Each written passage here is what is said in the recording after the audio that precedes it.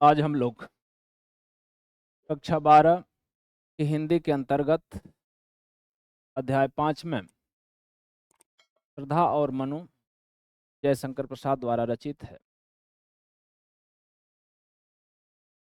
की व्याख्या देखेंगे। तो सामान्य हिंदी और साहित्यिक हिंदी दोनों में व्याख्या के लिए आता है, ध्यान से देखेंगे। फिर इसके बाद इस पर आधारित प्रश्नोत्तरों को भी देखेंगे। देखें, शुरू करें। अरे कौन तुम संस्कृति जल निधि तीर, अरे तरंगों से फेंकी मणि एक, अकर रहे निर्जन का चुपचाप प्रभा की धारा से अभिषेक।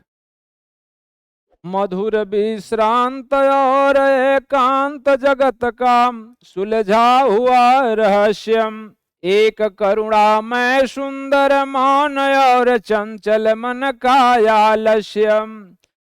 सुना यह मनु ने मधुर गुंजार मधुकरी का साजब सानंद। व्याख्या देखें। अरे कौन तुम संस्कृति जल निधि तीर, तरंगों से फेंकी मणि एक, कर रहे निर्जन का चुपचाप प्रभा की धारा से अभिषेक। बताया जाता है कि एक बार प्रलय आई, प्रलय के दौरान पूरा संसार जल में विलीन हो गया। बताया जाता है कि श्रद्धा थी जो पुष्प का चयन करने के लिए हिमालय पर्वत पर गई हुई थी, और यहाँ पर मनु जो एक नाविक थे और नाव को चलाया करते थे। नाव जैसे जैसे प्रलय के थपेड़े से जाती है, धीरे धीरे हिमालय के किनारे चली जाती है, और इस प्रकार से ये नाव के सहारे बच जाते हैं। और श्रद्धा कुछ समय बाद जब नीचे उतरती है, धीरे धीरे वह रहस्य को जानने का प्रयास करती है, आगे बढ़ती है, तो देखती है कि कुछ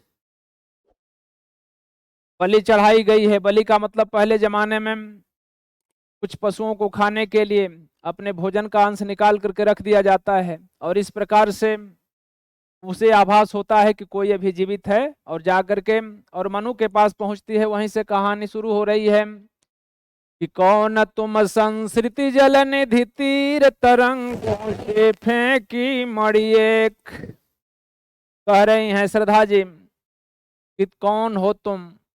संस्कृति माने होता है पूरे संसार सृष्टि, जलनिधि माने होता है समुद्र, तीर माने किनारे, तरंगों से फेंकी अर्थात समुद्र की तरंगों के द्वारा, लहरों के द्वारा फेंकी गई मणि के सदृश तुम एक कौन हो। अर्थात कहने का तात्पर्य है, श्रद्धा पूछ रही है मनु से, क्या तपस्वी जिस प्रकार से समुद्र के द्वारा एक किनारे पर मणि को फेंक दिया जाता है और उसके प्रकाश से आसपास का निर्जन क्षेत्र आलोकित होता रहता है, उसी तरह से इस प्रलय रूपी जल से या जल निधि या जल के खजाने से तुम फेंके गए हो। फेंके गए कौन हो। कर रहे निर्जन का चुपचाप प्रभा की धारा से अभिषेक। कर रहे निर्जन का चुपचाप चुपचाप इस निर्जन में पड़े पड़े अपनी प्रभा से, अपनी कांति से, कांति रूपी धारा से अभिषेक कर रहे हो, अर्थात चारों तरफ आलोकित कर रहे हो। कहने का तात्पर्य है कि जिस तरह से समुद्र रत्नगर्भा कहा जाता है ना, तो जिस तरह से समुद्र अपने लहरों से मड़ियों को किनारे फेंक देता है, जब ज्वार भाटा उसमें आते हैं और वह मड़ी पड़ी पड़ी आसपास के वातावरण को आलोकित करती रहती है, प्रकाशित करती रहती है, उसी तरह से बता रही है मनु को कल्पना करती हुई कह रही है श्रद्धा कि आप उसी तरह से मड़ी के समान इस प्रलय के द्वारा किनारे पर फेंके फेंके आप संसार को आलोकित कर रहे हैं। बताइए आप कौन हैं। आगे देखेंगे।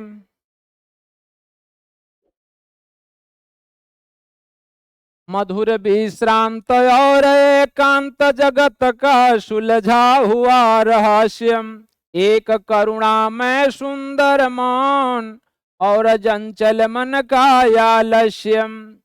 कल्पना कर रही हैं श्रद्धा कि मधुर विश्रांत और एकांत। मधुर का मतलब होता है बिल्कुल मृदु। तो मधुर, आप बिल्कुल मधुर हैं।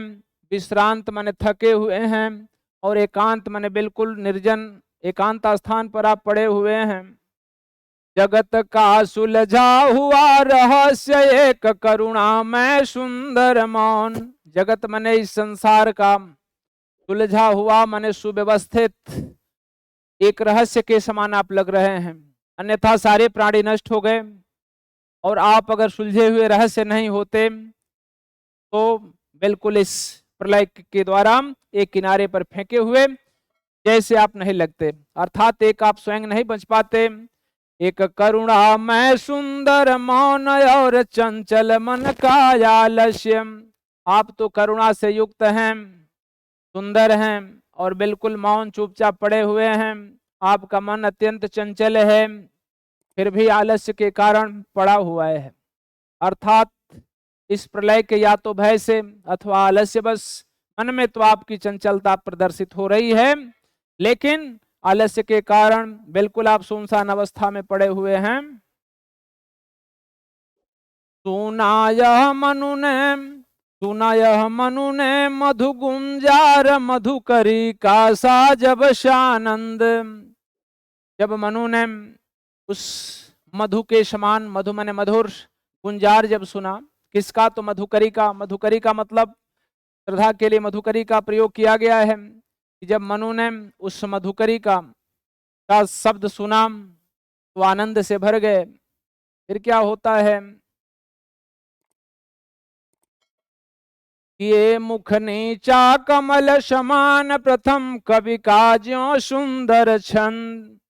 उसको उसी तरह से वो सुन रहे थे अपनी मधुकरी अर्थात श्रद्धा की आवाज को। ये मुख नीचा कमल समान प्रथम कवि का ज्यों सुंदर छंद। अपने मुख को नीचा किए हुए हैं अभी मनु महाराज, सिर झुकाए हुए हैं। किसके समान? उनकी मुख की उपमा दी गई है कमल से, अर्थात कमल के समान मनु जी अपने सिर को झुकाए हुए हैं। इस प्रकार से प्रथम कवि का ज्यों सुंदर छंद, जिस तरह से प्रथम कवि अर्थात वाल्मीकि जी को प्रथम कवि कहा जाता है ना, तो जिस तरह से वाल्मीकि का प्राथमिक या पहला छंद हो, उस तरह से इनको लग रहा था कि यह बहुत ही आनंदमय ध्वनि हमें सुनाई दे रही है। एक झटका सा लगा सहर्ष निरखने लगे लुटे से कौन। एक झटका सा जब आवाज सुनते हैं तो इनको लगता है कि अरे प्रलय में तो सारे लोग अस्त व्यस्त हो गए, समाप्त हो गए, यह कहां से ध्वनि आ रही है। जैसे ही श्रद्धा की आवाज को वे सुनते हैं, लगता है एक झटका सा महसूस उन्हें होता है कि आखिर यह कौन है। निरखने लगे लुटे से कौन गा रहा यह सुंदर संगीत। निरखने लगे माने देखने लगे, लूटे से जैसा सब कुछ लुट गया हो, अचानक सब कुछ समाप्त हो गया है। और देखते हैं कि कौन गा रहा यह सुंदर संगीत, अर्थात इस तरह का कौन हमारे विषय में पूछ रहा है, कौन गा रहा है। आगे देखिए, कुतूहल रह न सका फिर मौन और देखा वह सुंदर दृश्यम। अनयन का इंद्रजाल अभिराम कुसुम वैभव में लता समान। कुतूहल माने होता है कौतूहल। कौतूहल का मतलब होता है किसी चीज को जानने के लिए इच्छा प्रकट होना। तो कुतूहल रह न सका फिर मौन। अब चुपचाप जिस तरह से मनु पड़े हुए थे, अब चुपचाप नहीं रहते हैं, उत्सुकता इनमें जगती है। और देखा वह सुंदर दृश्य, और नजर उठा करके जब दर्शन करते हैं श्रद्धा का, तो एक टक देखते रह जाते हैं। अरे भाई तो बड़ी सुंदर दृश्य आ गई। नयन का इंद्रजाल अभिराम कुसुम वैभव में लता समान। इनके नयन मन होता है नेत्रों में, इंद्रजाल का मतलब होता है जादू।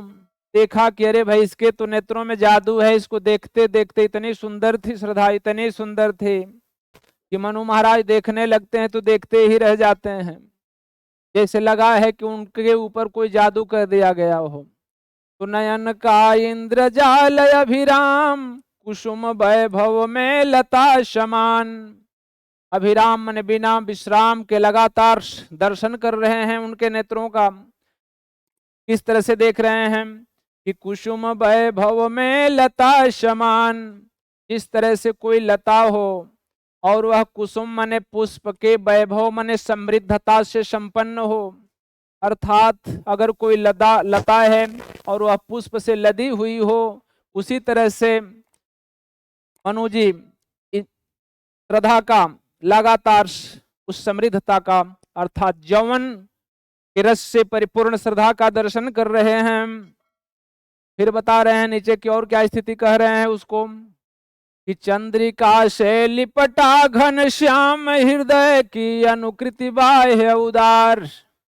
या तो दूसरे में कह रहे हैं या तो फिर उसकी कैसी सुंदरता हो सकती है कि चंद्रिका से लिपटा घन श्याम हृदय की अनुकृत बाह्य उदार।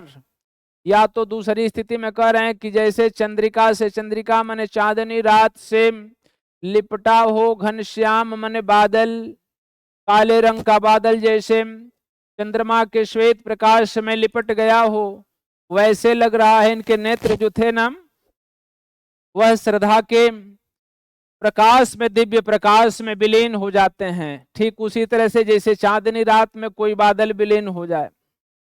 हृदय की अनुकृत बाह्य उदार, और जो इनके हृदय की श्रद्धा के विषय में बताया जा रहा है कि जो उसके हृदय की जो अनुकृति थी, जो बनावट थी, जो आकृति थी, प्रतिकृति थी, वह बाह्य उदार, बाहर से बिल्कुल उदार दिखाई दे रही थी। कहने का मतलब है कि जैसा उसका हृदय का आंतरिक भाग था, ठीक बाहरी भाग भी उसी तरह से थे, अर्थात अंदर और बाहर कोई अंतर नहीं था, एक जैसा प्रतीत हो रहा था। आगे देखें कैसी थी उसकी बनावट के विषय में बताया जा रहा है। श्रद्धा का कि शरीर की संरचना कैसी थी कि एक लंबी काया उन्मुक्त मधु पवन क्रीडित ज्यों शिशुशाल। कह रहे हैं कि एक लंबी काया थी, काया माने होता है शरीर, श्रद्धा का शरीर बिल्कुल लंबा, उन्मुक्त, उन्मुक्त का मतलब होता है सारे विघ्न बाधाओं से मुक्त, अर्थात बिल्कुल विशाल सुंदर काया थी। मधु माने बिल्कुल मधुर, पवन, क्रीडित, क्रीडित का मतलब होता है खेलना, ज्यों माने जिस प्रकार से, शिशु साल, साल मतलब साल का वृक्ष होता है पर्वत एरिया में, तो कह रहे हैं कि जिस तरह से साल का जो शिशु मतलब होता है छोटा सा पौधा, अर्थात साल वृक्ष का बाल्यावस्था का जो पौधा जितना सुंदर लगता है, कब? जब मधुर पवन क्रीडित करती है, पवन बहती है। तो बता रहे हैं कि उसकी लंबी काया उन्मुक्त अर्थात खुले हुए बिल्कुल सिहरन जैसी, ऐसी स्थिति श्रद्धा का जब मनु जी दर्शन करते हैं तो लगता है उनको कि ये या तो ये साल के बाल्यावस्था के सुंदर वृक्ष जैसे मधुर पवन के साथ क्रीड़ा कर रहा हो, उस तरह की उसकी शरीर लहरा रही थी। आगे देखें, सुशोभित हो सौरभ संयुक्त, और उससे क्या हो रहा था? तो सुशोभित हो रहा था, सुंदर लग रहा था। सौरभ मतलब होता है सुंदर, गंधों से युक्त, संयुक्त मतलब जुड़ा हुआ। लग रहा था कि सारे जितने भी आसपास के वातावरण, जो दिव्य वातावरण है, उसके सुगंध इसी में समाहित हो गए हैं। सारी चीजों से दिव्य आभा यह सुशोभित हो रही थी। आगे देखिए उसके पहनावा का वर्णन है अगली पंक्तियों में कि मसृण गांधार देश के नील रोम वाले में खोके चर्म। मसृण, मसृण का मतलब होता है बिल्कुल मुलायम, कोमल। गांधार देश, गांधार देश का मतलब गंधर्व जिस देश में रहते हैं। आगे वर्णन मिलेगा आपको। यह ललित कला सीखने के लिए, नृत्य गायन और वादन सीखने के लिए अपने पिता की दुलारी है, एक राजा की लड़की है, लेकिन सीखने के लिए गंधर्वों के देश में जाकर के बस गई थी और वहां रह करके सीख रही थी। तो उसी का वर्णन है कि मसृण अर्थात कोमल, गांधार गंधर्व देश का, अर्थात जहां पर गंधर्व गण निवास करते हैं, वहां के नील, नील मन नीले, रोम मन बाल वाले, मेख मन होता है भेड़िया, तो भेड़ियों के चर्म से बना हुआ। कह रहा है कि मसृण गांधार देश के नील रोम वाले मेखों के चर्म, गांधार देश के मुलायम नीले रंग के रोम वाले भेड़ों के बालों से या इनके चर्म से जो वस्त्र बने हुए थे, उसी को यह पहनी थी। तो वे वस्त्र क्या कर रहे थे, इसे तो ढक रहे थे। उसका बपु कांत बन रहा था वह कोमल वर रंग। कह रहा है कि उसके जो श्रद्धा के अंग थे, उसको बपु माने होता है शरीर, बपु माने शरीर, अर्थात उसके शरीर को कांति प्रदान कर रहे थे, उसके शरीर को कांति प्रदान कर रहे थे। तो ढक रहे थे उसके बपु कांत बन रहा था वह कोमल वर रंग, अर्थात उसके शरीर की कांति को बढ़ा रहे थे। और कैसा बन रहा था, तो बन रहा था वह कोमल वर रंग, पर माने होता है श्रेष्ठ। उसके रंग तो अच्छे थे ही और उसको श्रेष्ठ बना रहे थे। यहां से व्याख्या के लिए इंपॉर्टेंस हो जाता है आपका, यहां से व्याख्या के लिए देता है। अरे नील परिधान बीच सुकुमार खुल रहा मृदुल यद खुलायंग, खिला हो ज्यों बिजली का फूल मेघ बन बीच गुलाबी रंग। क्या बता रहे हैं कि नील परिधान बीच सुकुमार खुल रहा मृदुल यद खुलायंग। कहने का मतलब है कि पूरा शरीर ढका नहीं था, शरीर का कुछ भाग, वस्त्र पहनने के बाद भी नारियों का कुछ शरीर ढका नहीं रहता। उसका वर्णन है कि नील परिधान बीच सुकुमार, परिधान माने होता है वस्त्र पहनावा, नीले रंग के परिधान या वस्त्र के पहनने के बाद भी उसके बीच बीच सुकुमार माने बिल्कुल कोमल, खुल रहा मृदुल अधखुला अंग, खुल रहा माने खिल रहा था, मृदुल माने कोमल, अधखुला माने आधा जो खुला हुआ, कुछ तो वस्त्र से ढके थे ना, लेकिन कुछ जो अधखुला भाग था, वैसा अंग कैसा लग रहा था। कह रहा है कि कुछ तो परिधान नीले रंग की जो भेड़ियां थी, उनके मुलायम बालों से बने हुए जो साड़ी पहनी थी, उसके वजह से कुछ शरीर तो वो सुंदर थे, लेकिन शेष जो खाली भाग था वो कैसा लग रहा था कि खिला हो ज्यों बिजली का फूल मेघ बन बीच गुलाबी रंग। कह रहा है कि जिस तरह से कोई बिजली का फूल मेघ रूपी बन, मेघ रूपी बन, जिस तरह से बादलों का कोई बन हो और उसके बीच में बिजली चमक रही हो, बिजली का फूल का मतलब होता है बिजली का फूल लग गया हो, अर्थात किसी बादल रूपी घने जंगल में जिस तरह से बिजली चमकती है, उस तरह का वह उसका जो गुलाबी शरीर था वह चमक रहा था। या यूं कह ले कि बादल रूपी वन में जिस तरह से बिजली का फूल खिल गया हो, उस तरह से गुलाबी फूल के समान ही उसकी गौर वर्ण वाली शरीर चमक रही थी। ओह वह मुख पश्चिम के व्योम, या फिर तुलना कर रहा है कभी कि ओह अरे वह मुख, जो उसका मुख है बिल्कुल लालिमायुक्त, पश्चिम के व्योम, व्योम माने होता है आकाश, पश्चिम दिशा का जो आकाश होता है ना, जब सूर्यास्त होने लगता है उस समय पूरा आकाश लालिमायुक्त हो जाता है। तो उसी को बता रहा है कि ओह वह मुख पश्चिम के व्योम, बीच जब घिरते हो घन श्याम, अरुण रवि मंडल उनको भेद दिखाई देता हो छवि धाम। बता रहे हैं जयशंकर प्रसाद जी कि जिस प्रकार से पश्चिम के तरफ जब सूर्यास्त होने लगता है उस समय संजोग से अगर घिरते हो घनश्याम, घिरते हो माने घिर जाएं, घनश्याम माने काले रंग के बादल अगर घेर लें, तब क्या होता है कि अरुण रवि मंडल उनको भेद दिखाई देता हो छवि धाम। अरुण माने बिल्कुल लाल रंग का, रवि माने सूर्य मंडल, उनको भेद करके अर्थात उनको प्रच्छेदित करके निकल करके दिखाई देता हो।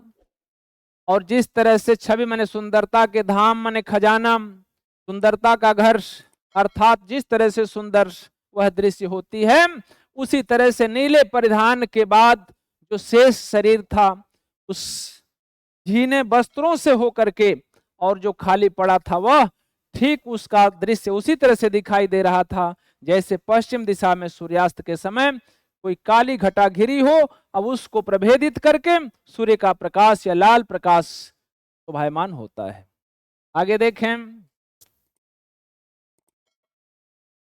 अंशयवलंबित मुख के पास नील घन शावक से सुकुमार, असुधा भरने को विधु के पास और मुख पर वह मुस्कान। बता रहे हैं कि अंशयवलंबित मुख के पास, कभी कल्पना कर रहा है कि जैसे कोई नारी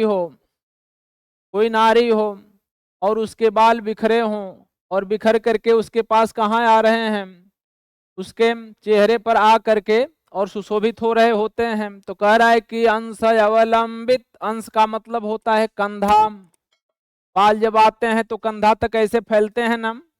तो कह रहे कि अंश अवलंबित, अवलंबित का मतलब सहारा लेते हुए, जो बाल हैं वो लटक करके और उसके कंधे पर लटके हुए हैं, मुख के पास, बिल्कुल मुख के पास। तो लग रहा है कि काला जो बाल जो है वो काला है और मुख जो है वह गोरे रंग का बिल्कुल प्रतिबिंबित हो रहा है। तो कह रहे हैं कि अंश अवलंबित मुख के पास नील घन शावक से सुकुमार। तो कैसा लगता है, वह काला रंग का बादल, काला रंग का जो बाल है वह घन के समान लग रहा है, नीले बादल के समान लग रहा है। और कैसा, शावक के समान, शावक का मतलब बादल का बच्चा, करे कि नीले रंग के बादल का बच्चा हो, वैसा वह जब बाल उस नायिका के अर्थात श्रद्धा के कंधे पर पड़ता है वह शोभायमान हो रहा है।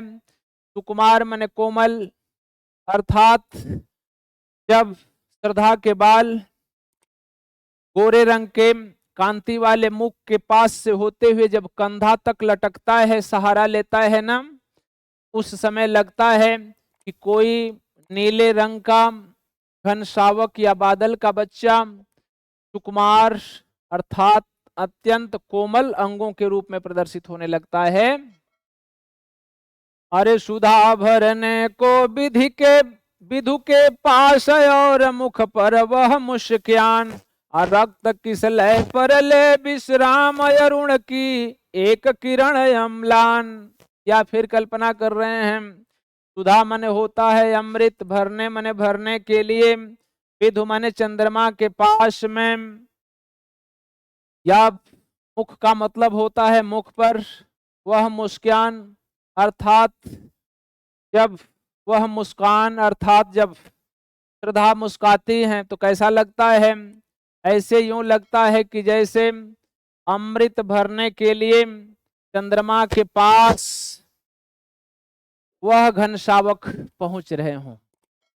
इस समय गोरी कांति के स्थिति में बाल लटक करके कंधे पर सहारा ले रहे हैं, वे या तो यूं लग रहे हैं जैसे कोई नायिका, या ये घन रूपी नायिका अमृत भरने के लिए चंद्रमा के पास पहुंच रहे हों। और मुख पर वह मुस्कान, जो मुख की वह मुस्कान है, रक्त किसलय पर ले विश्राम अरुण की एक किरण अम्लान। कह रहा है कि मुख पर जो मुस्कान है वह रक्त, रक्त का मतलब होता है बिल्कुल लाल रंग से, किसलय का मतलब होता है नए नए जो पत्ते पौधों में निकलते हैं, तो पौधों में निकलने वाले जो लाल लाल रंग के जो कोमल पत्ते होते हैं उस पर मानो विश्राम ले रहे हों। कह रहा है कि मुख की जो मुस्कान है उस श्रद्धा की, वह बिल्कुल नए कोमल पत्ते पर जिस तरह से अरुण की एक किरण अम्लान, अम्लान का मतलब होता है मलान माने मलिन होता है, अम्लान माने जो अभी मलिन न हुई हो। तो लाल रंग की सूर्य की किरण बिल्कुल नए पत्ते के रक्तवत या रक्त के समान बिल्कुल कोमल पत्ते पर जिस तरह से पड़ करके और विरामावस्था में दिखाई देती है, उसी तरह से श्रद्धा का मुखमंडल सुशोभित हो रहा है। कब? जब उसके बिल्कुल मुख के आसपास से होता हुआ कंधे तक बाल लटक रहे होते हैं। आगे देखेंगे। अधिक अलसाई हो अभिराम कहा मनु नभ धरणी के बीच। करे कि अधिक अलसाई हो, या तो फिर लग रहा है कि अत्यंत अलसाई अवस्था में पड़ी हो। अभिराम मन होता है लगातार या सुंदर। कहा मनु ने नभ धरणी बीच, कह रहे कि ऊपर की वर्णन में एक लाइन है कि अधिक अलसाई हो अभिराम, बता रहा था कि जैसे लाल पत्तियों के ऊपर सूर्य की किरणें पड़ रही हों और आराम से उस पर विश्राम कर रही हो, मानो वह अधिक अलसाई हुई अवस्था में पड़ी हुई हो, आराम कर रही हो। लेकिन अब इस अवस्था को देख लेते हैं जब मनु, तो कहा मनु ने, अब मनु ने कहा, क्या कहा कि नभ धरणी बीच, नभ मने होता है आकाश, धरणी मने होती है पृथ्वी, पृथ्वी और आकाश के बीच, पृथ्वी और आकाश के बीच में अरे बना जीवन रहस्य निरुपाय, कौल काशा जलता भ्रांत, शून्य में फिरता है असहाय, कौन हो तुम बसंत के दूत।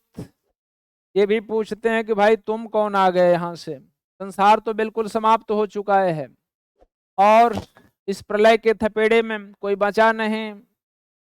तो जीवन का बना जीवन रहस्य निरुपाय, हे देवी हमारा जीवन तो रहस्य बना हुआ है, निरुपाय हो चुका है, मुझे कोई उपाय नहीं आती। एक उल्काशा जलता भ्रांत, शून्य में फिरता है असहाय। जिस तरह से उल्का पिंड ग्रहों से टूटने के बाद जलता हुआ इस वातावरण में फिरता रहता है, घूमता रहता है, तब तक घूमता रहता है कि जब तक कि पृथ्वी के गुरुत्व बल के कारण पृथ्वी पर नहीं खींच लिया जाता। तो कह रहा है कि उसी प्रकार से मैं फिर रहा हूं, उल्का सा, यहाँ पर उपमा अलंकार है कि एक उल्काशा जलता भ्रांत, शून्य में फिरता है असहाय। इस तरह से एक उल्का पिंड जलता हुआ भ्रांत माने भ्रमित होते हुए, शून्य माने पूरे इस आकाश मंडल में फिरता रहता है, घूमता रहता है, असहाय माने बिना सहारा।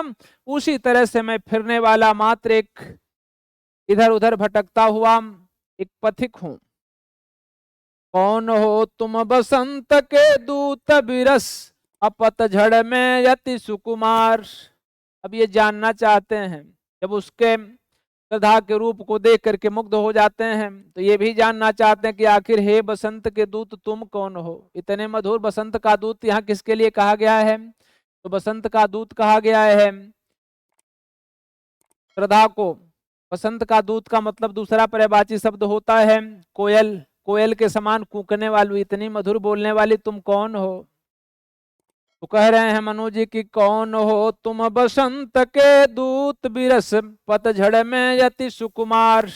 इस बिरस माने बिना रस वाले नीरस, नीरस पतझड़ में, अर्थात सारे सृष्टि जो नष्ट हो गई है पतझड़ के समान हो गई है, उसमें अत्यंत सुकुमार अत्यंत कोमल तुम बसंत की दूत अर्थात कोयल के समान बोलने वाली तुम कौन हो, जानना चाहते हैं। आगे देखिए,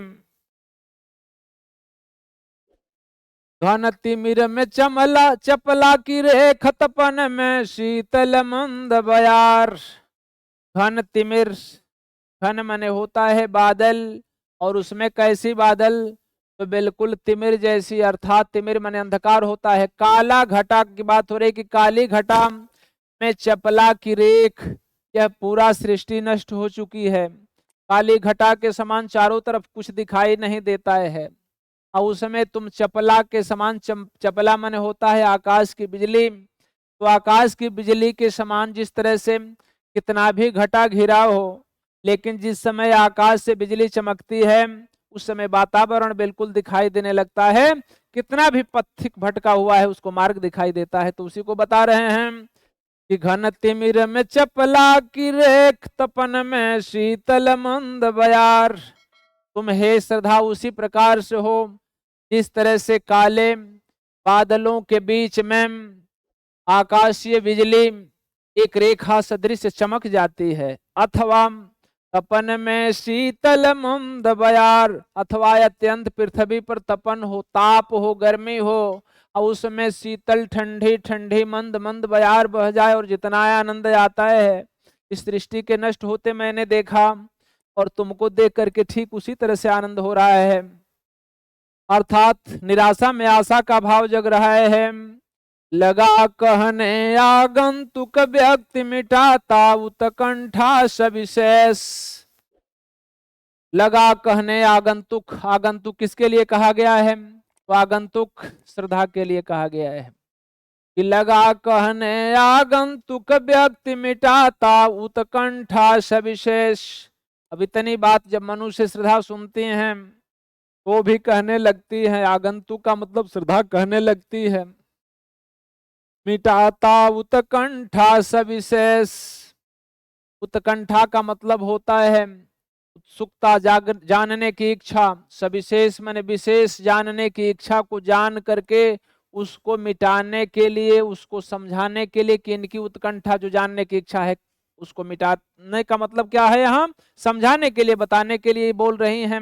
श्रद्धा कह रही हैं, दे रहा हो कोकिल शानंद सुमन को ज्यों मधुमय संदेश। श्रद्धा बोलने लगती है, फिर यहाँ कोयल से उनकी उपमा दी गई है कि जिस प्रकार से कोयल आनंद के साथ सुमन मने पुष्प को, ज्यों मने जिस प्रकार से, मधुमय मने मधु से युक्त संदेश प्रदान कर रही हो, उस तरह से मनु को कोयल के सदृश मधुमय संदेश सुनाते हुए श्रद्धा जी कह रही हैं। आगे देखें, अरे भरा था मन में नव उत्साह। श्रद्धा के मन में उत्साह भरा हुआ था। आगे देखेंगे, अरे सीख लूं ललित कला का ज्ञान।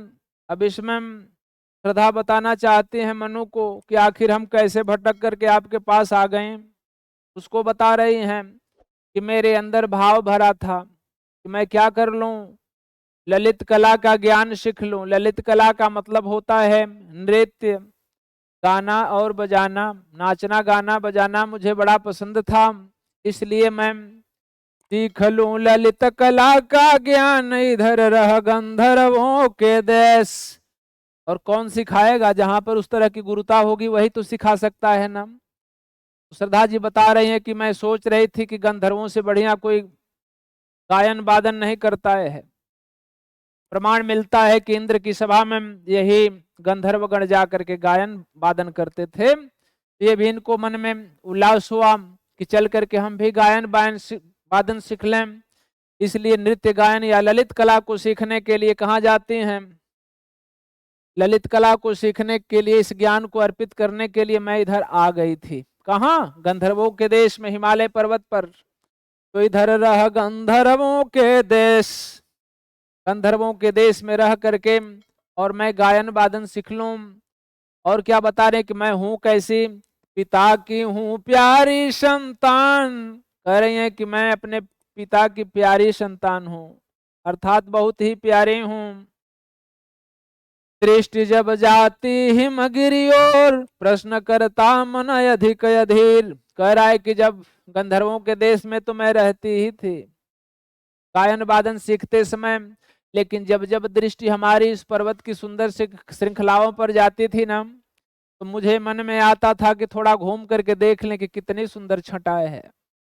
तो बता रही हैं कि दृष्टि जब जाती थी हिमगिरी और, हिम मन होता है हिमालय, गिरी मन पर्वत के तरफ जब मेरी दृष्टि जाती थी, जब निगाह जाती थी ना, तो प्रश्न करता मन अधिक अधीर, तो हमारा मन अत्यंत अधीर हो करके, धैर्य को त्याग करके मन करता कि थोड़ा घूम लें और घूम लें और घूम लें। फिर होता क्या कि धरा की यह सिकुड़न भयभीत, धरा मन होता है पृथ्वी, पृथ्वी की जो यह सिकुड़न है, अर्थात कहीं पर यह उठा हुआ पर्वत है, तो कहीं गहरी खाई है, कहीं सुंदर छटा है, कहीं फूलों की बहार है। ये सुंदर जो पृथ्वी की उथल पुथल दिखाई दे रही है ना, इसको देखने के लिए मेरा मन ललायित हो जाया करता था।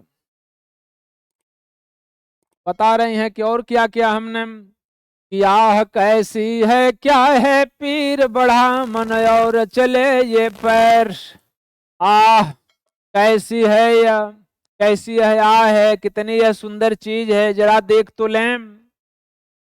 क्या है पीर, कह रहा है कि यहाँ के संसार जो पर्वतीय इलाके के रहने वाले लोग हैं उनकी कैसी पीड़ा है, उसको भी मैं जानने की कोशिश करती थी। प्रमाण मिलता है कि श्रद्धा एक राजा की पुत्री थी, उसी के विषय में अब राजा की पुत्री, राजा का भी ऐसा कर्तव्य बनता है कि अपनी प्रजा की देखभाल करें। इनके मन में उत्कंठा है कि मैं भी घूम घूम करके थोड़ा देख लूं कि लोगों की कैसी पीड़ा है। बढ़ा मन और चले ये पैर शैल मालाओं का श्रृंगार, मेरा मन बढ़ा, अर्थात मन बढ़ता ही गया। किस चीज के लिए? दर्शन करने के लिए, देखने के लिए। और चले ये पैर, और जो हमारे पैर है ना, वह चल पड़े हिमालय पर्वत के तरफ। शैल मालाओं का श्रृंगार, जो शैल माने होता है पर्वत, छोटे छोटे पर्वत, पर्वतों की जो मालाएं हैं, जो विभिन्न प्रकार की श्रृंखलाएं फैली हुई हैं ना, उसके श्रृंगार को, उसकी सुंदरता को देखने के लिए मन ललायित था। और उसी को देखने के लिए मैं धीरे धीरे आगे बढ़ती चली गई और मेरा पैर चलता गया। आगे देखिए, आंख की भूख मिटी यह देख, आह कितना सुंदर संभार, कह रही हैं कि आंख की भूख तो मिट गई। आंख की भूख मिट गई किस लिए? तो कह रहे हैं कि आंख की भूख मिट गई यह देख करके, अर्थात सारा दर्शन करते करते करते करते मेरा जो भी समस्याएं थी, जो भी मन में उठ रही थी इच्छाएं, वह पूर्ण हो गई। आह कितना सुंदर संभार, संभार का मतलब संभाल करके, यह दृश्य सुंदर दृश्य कितना सुंदर है, कितना सुंदर है, अर्थात इस प्रकृति ने कितने प्रकार से इसको सजा करके रखी है। यहाँ देखा कुछ बलिकायन, और बता रहे कि उसी को देख ही रही थी कि बढ़ते बढ़ते मैं आपके पास चली आई। अभी अभी जब आपसे थोड़ी दूर थी तो क्या देखा कि यहाँ देखा कुछ बलिकायन। बलि का मतलब होता है कि ऐसा अनाज पहले जमाने में लोग खाते थे, तो खाने के पहले थोड़ा सा उसमें से अंश निकाल करके अग्नि को दे देते थे, और कुछ अंश निकाल करके और बाहर जानवरों को खाने के लिए रख दिया जाता था, और उसको कहते थे बलि। तो इन्होंने कहा क्योंकि जंतु तो सारे मर चुके थे, लेकिन फिर भी जो परंपरा है कि प्रसाद के रूप में थोड़ा सा पहले निकाल करके फिर भोजन किया जाए, तो वह पूरा भोजन प्रसाद बन जाता है। कहते हैं लोग कि त्वदीयम वस्तु गोविंदम तो भीमेव च समर्पयामि, हे नाथ आपके द्वारा दी गई वस्तु है और आप ही को समर्पित करते हैं, तो इससे अन्न दोष मनुष्य को नहीं लगता है, चाहे वह अन्न किसी तरह से आपके पास पहुंचा हुआ, क्योंकि भगवान को समर्पित कर देने के बाद वह अन्न प्रसाद बन जाता है। और भला जो रोज प्रसाद खाए, एक दिन प्रसाद खाने पर 21 दिन तक स्वस्थ शुद्ध रहता है व्यक्ति, तो जो रोज प्रसाद बना बना करके भोजन करे वह तो बिल्कुल स्वस्थ रहेगा ना। तो उसी की परंपरा पिछले जमाने में थी। तो बलि का अनाज देखते हैं कि ये तो कोई प्रसाद चढ़ा करके और छोड़ा है, कोई जंतु तो था नहीं कि खाए। तो इनको अब संदेश हो जाता है कि लग रहा है कोई अभी पृथ्वी पर जीवित है। तो यह देखा कुछ बलि कायन, श्रद्धा जी देखते हैं कि कुछ बलि चढ़ाई गई है, अर्थात अनाज कुछ खाने से पहले रखा गया है जंतुओं के लिए, और जब ऐसा देखती हैं तो क्या इनको होता है कि यहाँ देखा कुछ बलिकायन, अभूत हित रत किसका यह दान। भूत मने होता है प्राणी, अहित मने कल्याण के लिए, रत मने लगा हुआ, किसका यह दान है, अर्थात प्राणियों के कल्याण के लिए कौन समर्पित यह किया है, कौन अनाज दान किया है या रखा है। इधर कोई है अभी सजीव हुआ ऐसा मन में अनुमान। श्रद्धा के मन में ऐसी जागृति उत्पन्न होती है कि जरूर अभी सृष्टि में कोई जीवित है, अन्यथा बिना मनुष्य का तो ऐसा कोई कर नहीं सकता। तो इधर कोई है अभी सजीव, अभी यहाँ पर कोई सजीव है, जीवित है, हुआ ऐसा मन में अनुमान। श्रद्धा के मन में ऐसा अनुमान लगा, अंदाजा लगा कि जरूर अभी कोई जीवित है। तपस्वी क्यों इतने हो क्लांत, वेदना का यह कैसा वेग। आती हैं तो देखती हैं कि वहां पर कौन है, मनु को देखती है, तपस्वी वेश में तपस्या कर रहे हैं। जब व्यक्ति का सारा संसार घर परिवार उजड़ जाता है ना, तो उसको तब परमात्मा की याद आती है। पहले नहीं, पहले कहता कि परमात्मा किस चिड़िया का नाम है, लेकिन जब सब कुछ नष्ट हो जाता है तब वो कहता है कि हाँ परमात्मा है, तब बोलता है कि राम नाम सत्य है। तो तपस्वी तपस्या कर रहे हैं, मनु जी महाराज वहां पहुंचती है, देखती है, कहती है कि तपस्वी क्यों इतने हो क्लांत। क्लांत का मतलब होता है जिसके कली का अंत हो गया है, अर्थात जिसके सारे संसार की इच्छाएं विलुप्त हो गई हों। तुम क्यों क्लांत हो, बिल्कुल थके हुए, क्लांत, तुम क्लांत अवस्था में पड़े हुए कौन हो, क्यों हो। वेदना का यह कैसा वेग, वेदना माने होती है पीड़ा, पीड़ा का यह कैसा वेग तुम्हारे अंदर देखने को मिल रहा है। क्योंकि अब तक तो यह राजसी वेशभूषा में, नाचने गाने में और पिता के घर राजसी अवस्था में थी, लेकिन जब देखा कि बिल्कुल मलिन अवस्था में मनु पड़े हुए हैं, तो उनसे पूछती है कि तुम क्यों इतने क्लांत और वेदना से, किस कष्ट से तुम पीड़ित हो, और क्यों इतने उद्वेग हो, क्यों परेशान हो। आगे देखेंगे, आह तुम कितने अधिक हताश, बताओ यह कैसा उद्वेग। अरे तुम कितने हताश हो, हताश का मतलब होता है जिसकी सारी इच्छाएं मर गई हों, निराश हो गया हो। आह अरे तुम कितने अधिक हताश, तुम कितने अधिक हताश हो गए हो। हत मन होता है मारना, और आस मन होती है आशा, अर्थात जिसकी सारी आशाएं मर गई हों। अर्थात हे मनु आप क्यों इतने हताश हो, बताओ यह कैसा उद्वेग, भला बताओ यह कैसा उद्वेग है।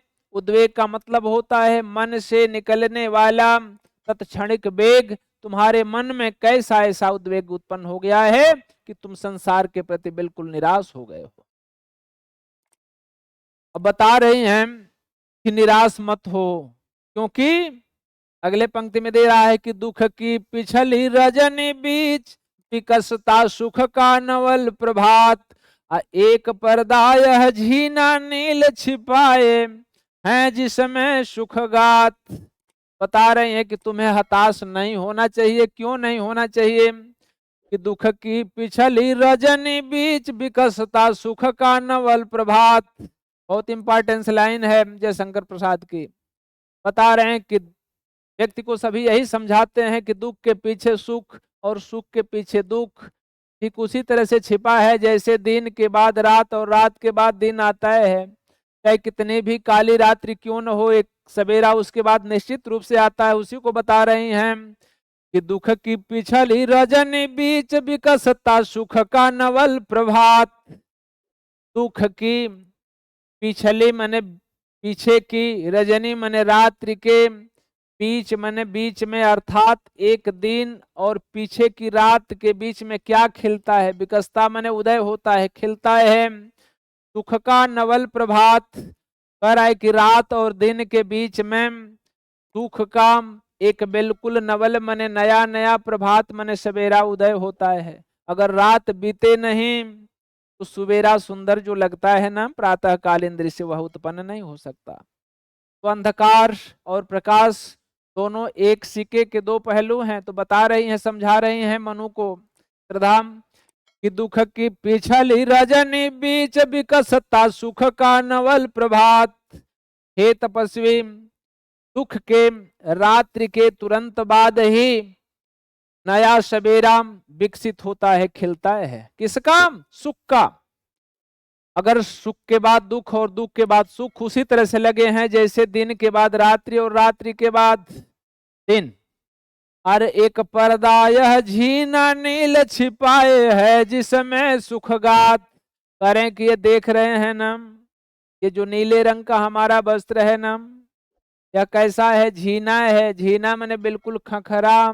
खखरा का मतलब कि महीन धागों से दूर दूर बुना हुआ, जिसमें पूरे शरीर झलकती है। जो आजकल वस्त्र चल रहे हैं ना, उसी तरह का वस्त्र का वर्णन है कि पूरा शरीर दिखाई दे तो फिर बेस्ट माना जाता है। तो कह रहा है कि एक पर्दा यह झीना नील छिपाए हैं जिसमें सुखगात। कह रहा है कि जिस तरह से झीना नीले रंग के वस्त्र के अंदर यह सुंदर गात मन होता है, शरीर छिपाई जाती है ना, उसी तरह से इस रात्रि, दुख की रात्रि के बाद सुख का नया सवेरा भी छुपा रहता है। स्वामी बता रहे हैं कि एक पर्दा यह झीना नील छिपाए हैं जिसमें सुखगात।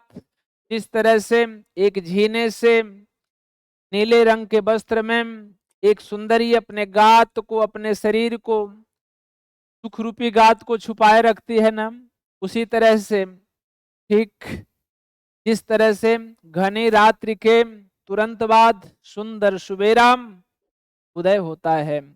आगे देखिए, अगली पंक्ति में कह रहे हैं, अरे जिसे तुम समझे हो अभिशाप जगत की ज्वालाओं का मूल, इसका वह रहस्य वरदान कभी मत इसको जाओ भूल। हे मनु, हे तपस्वी, जिसे तुम समझे हो अभिशाप, जिसको तुमने अभिशाप समझ लिया है ना, इस संसार के कर्म को, संसार के दृश्य को देख करके, प्रलय की छटा को, तो जिसे तुम समझे हो अभिशाप, अभिशाप का मतलब होता है शाप, जिसको तुमने शाप समझ लिया है। जगत की ज्वालाओं का मूल, वही संसार की ज्वालाओं का मूल है, जड़ है। बिना उसका संसार नहीं चलायमान हो सकता।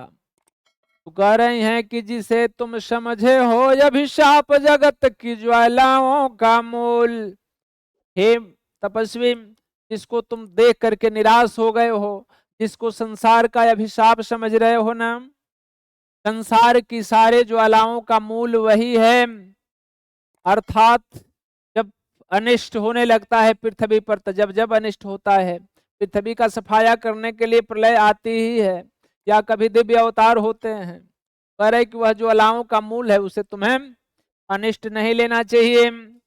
इसका वह रहस्य वरदान कभी मत इसको जाओ भूल। इस मन होता है ईश्वर का, ईश्वर का वह वरदान है, वह प्रलय मत समझो उसको, वह एक वरदान है, कभी मत इसको जाओ भूल। कह रहे कि श्रद्धा जी कह रही हैं कि इसको कभी तुम्हें भूलना नहीं चाहिए। वह जो कुछ भी करे, भला करे बुरा करे, जो करता है वह ईश्वर ही करता है। ईश्वर कभी बुरा कर ही नहीं सकता। इसलिए उस प्रलय को भी तुम्हें क्या मानना चाहिए? वरदान मानना चाहिए।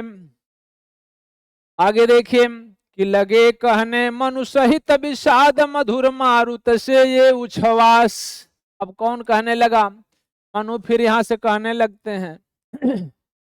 जब ये समझाने का प्रयास, सुलझाने का प्रयास करते हैं तो मनु अपनी बात रखते हैं। क्या रख रहे हैं?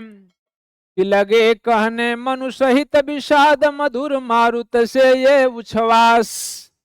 कह रहे हैं मनु जी, विषाद मन होता है विशेष दुख, अवसाद, अवसादित जो मनु अवसाद की अवस्था में पड़े हुए हैं, दुख में पड़े हुए हैं, अत्यंत विषाद में, दुख सहित कहने लगते हैं। क्या कह रहे हैं? अरे मधुर मारुत से ये उच्छ्वास। कह रहे हैं कि मारुत मन होता है हवा, वायु। मधुर मधुर वायु से मने समान उपमा अलंकार है यहाँ। तो मधुर मारुत से ये उच्छ्वास, उच्छ्वास का मतलब होता है अंदर से चलने वाली हवा, सांस लेना और बाहर निकालना। करे कि जो सांसें अंदर बाहर जा रही है ना, जो मधुर हवा अंदर और बाहर जा रहा है ना, उसी के तरह से सारी चीजें प्रतीत हो रही हैं। अधिक उत्साह तरंग अबाध उठाते मानस में सविलास। बता रहे हैं कि आप समझा तो रही ही हैं, साथ ही साथ अधिक उत्साह के साथ ये अबाध तरंगों के रूप में उठाते मानस में सविलास।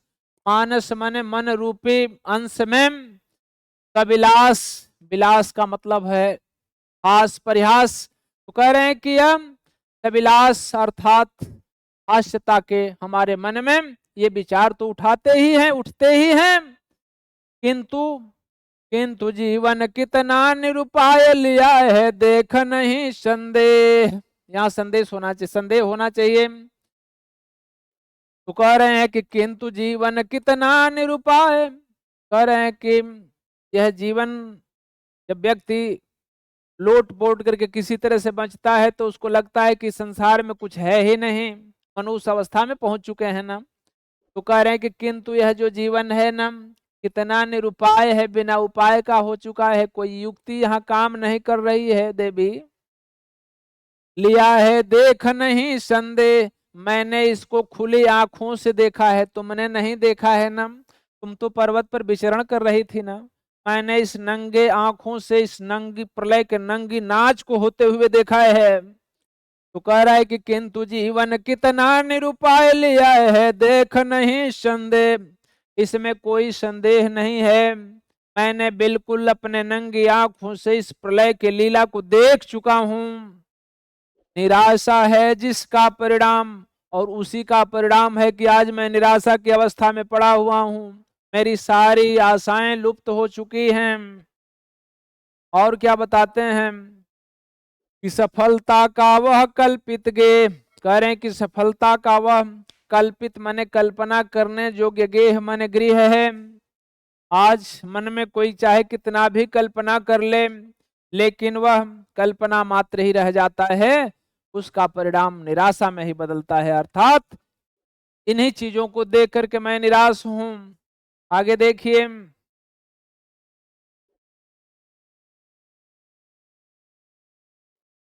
कहा आगंतुक ने ससने है, अरे तुम इतने हुए अधीर।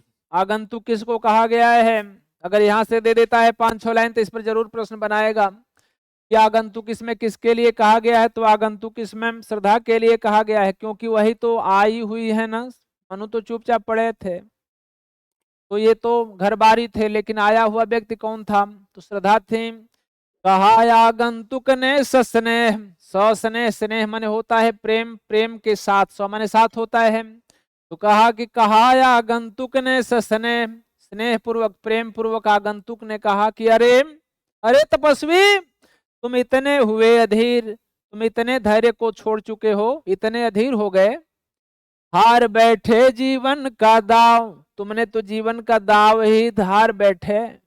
अरे पहलवान का काम है, पहलवान अगर है संसार में अखाड़े में लड़ रहा है तो उसको तो दाव लगाना ही चाहिए। अब दाव लगा के बैठ जाता फिर कहाँ सफलता। बता रही हैं कि अरे तुम इतने हुए अधीर, हार बैठे जीवन का दाव, तुमने तो जीवन रूपी दाव को ही हार बैठे हो। अरे लगाओ और सृजन करो। जीत जीतते मर कर जिसको वीर, कह रहे हैं कि जिसको मर करके भी, मृत्यु प्राप्त करके भी वीर जिसको जीतने की कोशिश करते हैं। अर्थात इस संसार को ग्रहण करने के लिए, संसार पर राज्य करने के लिए अनेक लड़ाइयां हुई हैं, उसी के विषय में संकेत कर रहे हैं कि जिसको वीरगण मर करके भी जीतने का प्रयास करते हैं। और तुम एक हो कि पूरा संसार तुमको मिल गया है, अब तो संसार में कोई है ही नहीं, उसको तुम्हें केवल भोग करना है, तो उसके लिए तुम दांव हार करके बैठ गए हो। अरे तप नहीं केवल जीवन सत्यम, अरे तप नहीं केवल जीवन सत्य, करुण यह क्षणिक दीन अवसाद। बता रहे हैं श्रद्धा जी कि तप नहीं केवल जीवन सत्य, कह रहा है कि जीवन में केवल तप ही सत्य नहीं है। सुबह से उठ करके सीताराम सीताराम करो, इससे काम चलने वाला नहीं है, संसार में कुछ और भी कार्य करने पड़ते हैं। तो तप नहीं केवल जीवन सत्यम, अर्थात जीवन में केवल तप ही सत्य नहीं है, केवल तप पर ही रह करके और आगे का कार्य नहीं चल सकता। क्या बता रही हैं कि करुण यह क्षणिक दीन अवसाद, कह रहे कि जो करुण हो गया है तुम्हें नम, जो करुणा आ गई है, यह क्षणिक है, क्षणिक माने क्षण भर मात्र के लिए है, दीन माने जो दीनता आ गई है, अवसाद के समान है, जो अवसाद दीनता क्षणिक है, ये जो करुणा दीनता अवसाद तुम्हारे मन में भर गए हैं ना, तो यह क्षणिक है, इसको त्यागो और आगे बढ़ो। आगे संकेत कर रही हैं,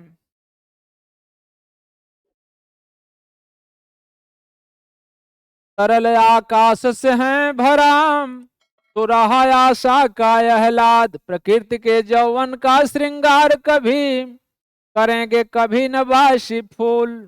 बता रहे हैं कि यह जो आकाश है तरलवत हो जाए, कह रहे कि यह पूरा जो आकाश है ना, यह तरल चीजों से भरा हुआ है। तरल का मतलब जितने सूर्य हैं ये भी चलायमान है, इसलिए तरल कहा गया है। तरल चीजें ही तो एक स्थान से दूसरे स्थान को बहती हैं, तो तरल का मतलब यहाँ गति से है कि तरल आकाश से है भराम, पूरा आकाश तरलता से भरा हुआ है, तारे चलायमान है, सूर्य चलायमान है, चंद्रमा चलायमान है, जितने ग्रह हैं सब चलायमान है, गति ही जीवन है। मनु को समझाती हुई श्रद्धा कर रहे हैं कि गतिमान हो जाओ, संसार में चल दो, सृष्टि का निर्माण करो। तो तरल आकाश से है भराम, सो रहा आशा का आह्लाद, कह रहा है कि आपके अंदर जो आशा का आह्लाद है वह क्या कर रहा है, सो रहा है। संसार गतिमान है, आप सोए रह जाएंगे तो संसार छोड़ करके चला जाता है। प्रमाण मिलता है कि यह संसार, यह जो समय है किसी का इंतजार नहीं करता, तो इसके साथ चलता है, कुछ दूर चल लेता है, जो सोया रह जाता है वह छूट जाता है। तो उसी को बता रही हैं श्रद्धा कि सो रहा आशा का आह्लाद, आपके अंदर जो आशा का आह्लाद है, प्रेम है, उत्सुकता है, वो तो सो रही है। और आकाश कैसा है, वह तरलता से भरा हुआ है, अर्थात गति से भरा हुआ है। प्रकृति के यौवन का श्रृंगार करेंगे कभी न बासी फूल, कह रहे कि यह जो प्रकृति देख रहे हैं ना, बासी फूल का कभी श्रृंगार नहीं करती। यह सदैव जो बासी फूल हो जाते हैं, संध्या को गिर जाते हैं, धूल में मिल जाते हैं, और फिर सुबह इस प्रकृति का श्रृंगार करने के लिए नया चीज, नया पुष्प आ जाते हैं। तो आप मलिनता को, अपनी दुर्बलता को, अपनी क्लांति को छोड़ दीजिए और फिर नया आवेश अपने अंदर भरिए। उसी को संकेत कर रही हैं कि प्रकृति के यौवन का श्रृंगार करेंगे कभी न बासी फूल। इस प्रकृति, जो प्रकृति है उसमें यौवन का श्रृंगार, युवावस्था का श्रृंगार कभी बासी फूलों से नहीं हो सकता, क्योंकि बासी फूल क्या कर रहे हैं, अगली पंक्ति में बता रहे हैं कि मिलेंगे मिलेंगे वे जाकर अति शीघ्र, आह उत्सुक है उनकी आनंद। कह रहा है कि उत्सुकता पूर्वक वे मिलेंगे, धूल में जाकर के मिल जाएंगे, उनका कोई दूसरा इंतजार कर रहा है। कभी भी बासी फूल से इस प्रकृति की शोभा नहीं बढ़ती, अर्थात हर व्यक्ति को अपने नवीनता का इंतजार करना चाहिए, नवीन कार्य करने के लिए आगे बढ़ना चाहिए। जो अपने अंदर नवीनता लाता है वह आगे बढ़ता है, नवीनता नहीं लाता है तो प्रकृति उसको वर्ण नहीं करती। आगे देखेंगे,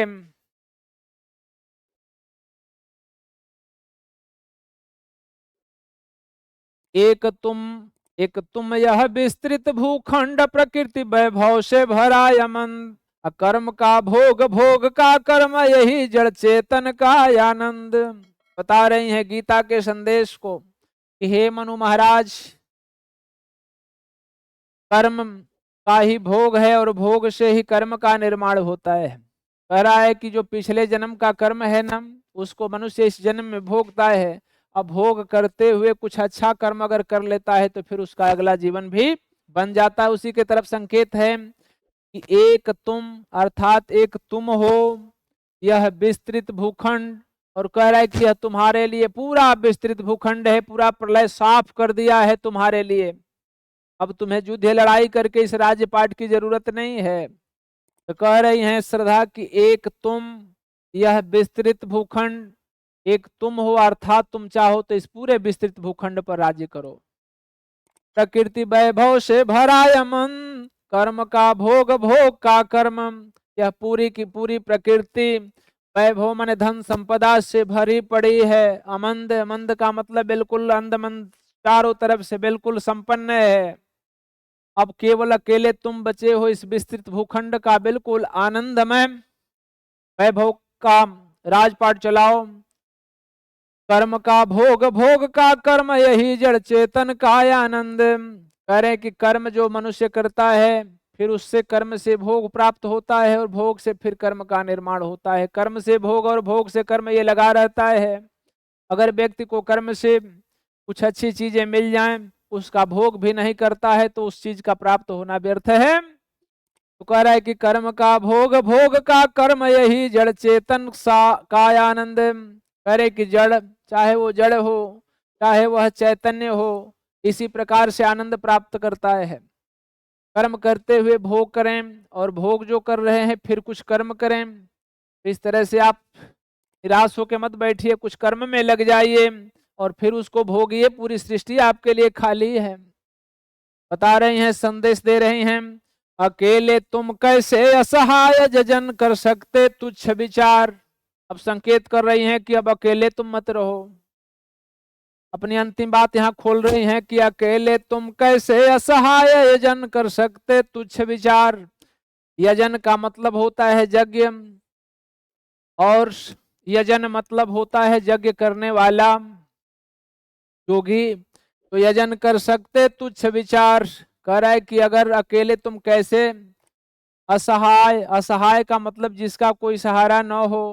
हे मनु, हे तपस्वी, तुम कैसे असहाय अवस्था में यजन कर सकते हो, यज्ञ नहीं कर सकते। क्योंकि धार्मिक मान्यताओं के अनुसार यह बताया गया है कि यज्ञ करते समय पति और पत्नी दोनों का होना आवश्यक है। उसी को संकेत कर रही कि तुम मुझसे विवाह कर लो और हम और तुम मिलकर के इस सृष्टि की रचना करेंगे। और जहां तक यज्ञ का सवाल है तो अकेले यज्ञ भी नहीं होती है, पति पत्नी का होना आवश्यक है। बता रहे हैं कि अकेले तुम कैसे असहाय यजन कर सकते तुच्छ विचार। अगर करते भी हो तो यह तुम्हारा विचार तुच्छ कहलाएगा, यह श्रेष्ठ विचार नहीं होगा तपस्वी। तो अकेले तुम कैसे असहाय यजन कर सकते तुच्छ विचार।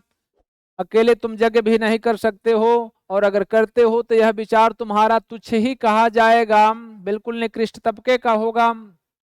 तपस्वी आकर्षण से ही न कर सके नहीं आत्म विस्तार। हे तपस्वी, हे मनु महाराज, अगर आकर्षण से तुम हीन हो, आकर्षण का मतलब कि मेरी सुंदरता के प्रति तुम्हारी आकर्षकता नहीं है, तुम्हारा हम में कोई अगर आकर्षण नहीं है तो कर सके नहीं आत्म विस्तार। तो तुम आत्म विस्तार भी नहीं कर सकते। तुम्हारे आत्म विस्तार करने के लिए हमारा होना आवश्यक है, बिल्कुल आवश्यकता प्रदर्शित कर रही हैं। समर्पण लो सेवा का सार, सजल संस्कृति का यह पतवार। करें कि समर्पण ले लो मेरा, मैं तुम्हारे लिए समर्पित हूँ। इस समर्पण का भाव ले लो। सेवा का सार, यही सार मतलब होता है तत्व, सेवा का यही तत्व है। मैं तुम्हारे प्रति समर्पित हूँ, मुझे ग्रहण कर लो। सजल संस्कृति का यह पतवार, यही संस्कृति का मतलब होता है संसार का। सजल मैंने सजा धजा, सजा धजा संसार का यह पतवार है, इसको अपने हाथ में उठा लो। आज से यह जीवन उत्सर्ग इसी पद तल में विगत विकार। आज से यह जो जीवन का उत्सर्ग है न, जो उत्सर्ग का मतलब होता है एक तरह का त्याग, जो जीवन का मेरा जो आपके प्रति त्याग है, इसी पद तल में विगत विकार, इसी जो आपका पद तल है हे ऋषिवर, जो आपका पद तल है, पद में जो आपके पदों में मैं अपने को समर्पित कर रही हूं। विगत विकार, अपने संपूर्ण विकारों को आपके चरणों में समर्पित कर रहा हूं। कृष्ण भी गीता में कहे हैं कि तुम बिल्कुल शुद्ध होकर के मेरे पास नहीं आ सकते, जैसे हो वैसे आ जाओ, समर्पित हो जाओ, मैं तुम्हारा कल्याण कर दूंगा। तो आत्मसमर्पण की भावना प्रदर्शित कर रही हैं यहाँ श्रद्धा मनु के प्रति। आगे देखें और क्या कह रही हैं कि बनो संस्कृति के मूल रहस्य तुम्ही से फैलेगी वह बेल। कह रहे हैं कि संस्कृति माने संसार की, और संस्कृति माने सृष्टि भी होती है। सृष्टि के तुम मूल रहस्य बनो, जड़ बनो। तो कह रहे हैं कि श्रद्धा समझा रही है मनु को कि बनो संस्कृति का मूल रहस्य तुम्ही से फैलेगी वह बेल।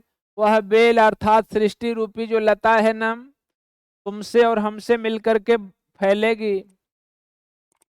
अरे विश्व भर सौरभ से भर जाए, और उसकी जो सौरभ है, जो उसकी सुगंध और सुंदरता है ना, उससे पूरा विश्व भर जाएगा, अर्थात हम लोग पूरे विश्व को भर देंगे। आगे देखिए, सुमन के खेलो सुंदर खेल, इसके लिए बता रहे हैं बिल्कुल स्पष्ट कि सुमन, उस पुष्प के लिए सुमन के सुंदर खेल को शुरू करो, खेलो मेरे साथ, और फिर देखो पूरा सृष्टि भर जाएगी उस सुगंध से और पुष्प से। और यह क्या तुम सुनते नहीं विधाता का मंगल वरदान। कह रही हैं कि क्या तुमने विधाता मैंने ब्रह्मा के वरदान को तुमने सुना नहीं है का। क्या बता रहे हैं कि और यह क्या तुम सुनते नहीं विधाता का मंगल वरदान। विधाता मैंने ब्रह्मा का बताया हुआ मंगलमय वरदान या आशीर्वाद को तुमने सुना नहीं है। क्या बता रहे हैं कि कौन सा विधाता का वरदान है, उसको बता रहे हैं अगली पंक्ति में कि शक्तिशाली हो विजयी बनो विश्व में गूंज रहा जयगान। ब्रह्मा का वरदान बता रहे हैं श्रद्धा कि शक्तिशाली बनो, यह पहला वरदान है। दूसरा है विजयी बनो, शक्ति रहेगी तभी तो विजय प्राप्त करोगे ना। तो शक्तिशाली हो और विजयी बनो, विश्व में गूंज रहा जयगान, और इसीलिए विश्व में तुम्हारा क्या होगा, जयगान होगा अगर दोनों काम कर लिए। डरो मत अरे अमृत संतान अग्रसर है मंगलमय वृद्धि। करें कि डरो नहीं, ये तपस्वी डरना बंद करो। अमृत संतान, तुम अमृत संतान हो, अर्थात अमर संतान हो, अमर महापुरुषों के संतति हो, इसलिए तुम बचे हो। अग्रसर है मंगलमय वृद्धि, अग्रसर हो जाओ, आगे बढ़ने के बाद में मंगलमय वृद्धि होना तय है, हम लोगों का विकास निश्चित है। और बता रही हैं कि पूर्ण आकर्षण जीवन केंद्र खिंची आवेगी सकल समृद्धि। यह पूर्ण आकर्षण के कारण अगर हम लोग अपने जीवन में आज से फूलों की खेलना शुरू कर देना, तो पूर्ण आकर्षण जीवन केंद्र, हम लोगों का जो आकर्षण का केंद्र है, यह पूरा जीवन आकर्षकता से भर जाएगा। और जितनी ये समृद्धि है, धन संपदा है, सारी अपने आप खींची चली आएगी। तो खींची आवेगी सकल समृद्धि, सकल मने संपूर्ण, समृद्धि मने संपदा, सारी संपदा अपने आप खींची चली आएगी। आगे देखें, अरे विधाता की कल्याणी सृष्टि सफल हो इस भूतल पर पूर्णम। अपटे सागर बिखरे ग्रह पुंज और ज्वाला मुखिया हो चूर्णम। क्या बता रहे हैं कि सृष्टि की अगर रचना हो जाएगी ना, तो विधाता की कल्याणी सृष्टि, विधाता की जो कल्याणमय सृष्टि है उसका निर्माण हो जाएगा। तो सफल हो इस भूतल पर पूर्णम, सफल हो जाएगा इस सृष्टि माने इस पूरे भूतल पर विधाता की जो सृष्टि की रचना है ना, वह पूरा होगी। जो फिर अभी अभी प्रलय में बदला है, इस भूतल पर, भूमि के तल पर फिर पूर्ण होगा। और क्या होगा कि पटे सागर बिखरे ग्रह पुंज, ये जितने भी सागर है ना, समुद्र है, यह मानव एक दिन इतना प्रबल हो जाएगा, इतना विद्वान हो जाएगा ना कि ये पट जाएंगे, सागरों को भी पाट डालेगा मनुष्य। बिखरे ग्रह पुंज, और जो ग्रहों के बिखरे हुए पुंज हैं, इनको भी समेट लेगा। और ज्वालामुखियां हो चूर्णम, और जितने भी ज्वालामुखियां हैं ये चूर्ण चूर्ण हो जाएंगी, अर्थात मनुष्य के सामने कुछ टिक नहीं पाएगा। चाहे सागर हो, चाहे ग्रह पुंज हो, ये भी बिखर जाएंगे, अर्थात मनुष्य के प्रभाव के सामने टिक नहीं पाएंगे, और ज्वालामुखियां भी चूर्ण हो जाएंगी। और क्या बता रही हैं कि उन्हें चिनगारी सदृश संदर्प, चिनगारी के सदृश, सदृश माने होता है समान, सदर्प, सदर्प का मतलब होता है दर्प माने घमंड होता है। कह रहा है कि चिनगारी के समय वह गर्व धारण करेगा, गर्वित हो जाएगा। कुचलती रही खड़ी सानंद, और इस सभी चीजें आप उस मानव सृष्टि के द्वारा कुचलती रहेगी और आनंदमय बनी रहेगी। आगे देखिए, आज से मानवता की कीर्ति अनिल भूजल में रहे न बंद। आज से जो यह मानवता, यदि आज से हम लोग समागम शुरू कर देते हैं तो आज से जो मानवता की कीर्ति है, कीर्ति माने जस, ध्वज, पताका, अनिल भूजल में रहे न बंद। अनिल मने होता है, अनिल मने आग होती है, और अनिल मने हवा होती है। कह रहे कि चाहे हवा हो, चाहे भूमि हो, चाहे जल हो, कहीं भी यह बंद रहने वाली नहीं है। जो हम लोगों से सृष्टि का निर्माण होगा, यह जो मानव होगा ना, वह हवा पर, भूमि पर, जल पर, हर जगह अपना काबू कर लेगा, हर जगह अपना प्रभाव दिखाएगा। जलधि के फूटे कितने उत्स, कह रहे कि जलधि, जलधि माने होता है समुद्र, समुद्र के कितने उत्स, समुद्र के कितने उत्स, उत्स का मतलब होता है झरना। तो जलधि के फूटे कितने उत्स, दीप कच्छप में उतराए, डूबे होना चाहिए। तो कह रहे हैं कि जलधि के फूटे कितने उत्स, द्वीप कच्छप डूबे उतराए, किंतु वह खड़ी रहे दृढ़ मूर्ति, अभूदय का कर रही उपाय। करे कि जलधि माने होता है समुद्र, समुद्र के चाहे कितने भी उत्स माने झरने, द्वीप मतलब होता है द्वीप, जब झरना, समुद्र के जब उत्स उठेंगे, झरना निकलेंगे, उसके प्रभाव से कई द्वीप कच्छप के समान, कच्छप माने होता है कछुआ के समान, डूबने और उतराने लगेंगे, किंतु वह खड़ी रहे दृढ़ मूर्ति। लेकिन जो आपकी मूर्ति बनाई जाएगी, आपके द्वारा जो मूर्ति बनेगी, अर्थात जो सृष्टि का निर्माण होगा, वह स्थिर रहेगा। यह भले ही यह अचल जो समुद्र दिखाई दे रहा है, यह धाराओं के रूप में, छोटी छोटी धाराओं या झरनों के रूप में टूट जाए, बिखर जाए, और द्वीप चाहे जितने भी द्वीप हैं वे डूबने और उतराने लगे कछुए के समान क्यों न, लेकिन आपकी जो वह निर्मित दृढ़ मूर्ति है वह बनी रहेगी। अभ्युदय का कर रही उपाय, और अभ्युदय मतलब अपने विकास के हर संभव उपाय करती रहेगी। आगे देखिए, शक्ति के विद्युत कण जो व्यस्त विकल बिखरे हैं हो निरुपाय, असमन्वय उसका करें समस्त विजयनी मानवता हो जाए। शक्ति के विद्युत कण बता रही हैं कि शक्ति के विद्युत कण जो व्यस्त, संकेत कर रही हैं कि जो यह मानव है ना, यह विद्युत कण से कम नहीं है। जो हमारी सृष्टि होगी वह जब संयुक्त कर दी जाएगी तो उसके कारण ये शक्ति के पुंज के रूप में बन जाएंगी, और उससे ये जो विद्युत कण अर्थात जो मानव होगा ना, वह जो व्यस्त कर दिए जाए एक निश्चित उद्देश्य को लेकर के। विकल बिखरे हैं जो निरुपाय, जो विकल हैं, बिखरे हुए हैं, निरुपाय हैं, समन्वय उसका करें समस्त। अगर उनको समन्वित कर दिया जाए, एक साथ यदि एकजुट कर दिया जाए, विजयनी मानवता हो जाए, तो मानवता की आज क्या हो जाएगा, विजय हो जाएगा। जयशंकर प्रसाद जी अंतिम पंक्तियों में कहना चाह रहे हैं कि आज का जो मानव है वह विभिन्न मतों में, धर्मों में, संप्रदायों में बटा हुआ है, विचार इसके अलग अलग हो चुके हैं।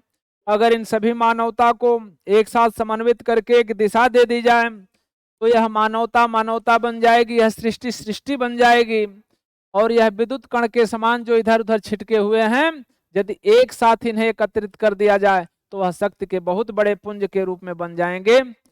इस तरह से आज का यह व्याख्या भाग पूर्ण होता है। इसी के साथ साथ आप लोगों को बहुत बहुत धन्यवाद देते हुए TR.AN क्लासेस से आप सभी लोगों का हार्दिक स्वागत एवं अभिनंदन है।